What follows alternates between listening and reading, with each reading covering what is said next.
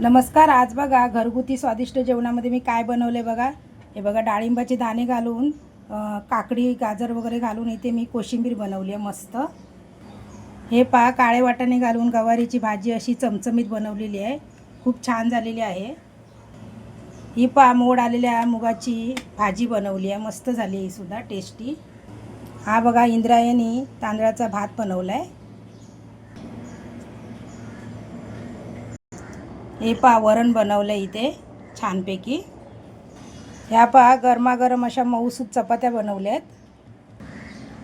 हे बघा भातावरती आपण वरण घालूया, मस्त गरमागरम असं वरण. साजूक तुपाची आपण धार सोडूया वरणावरती, मस्त एकदम.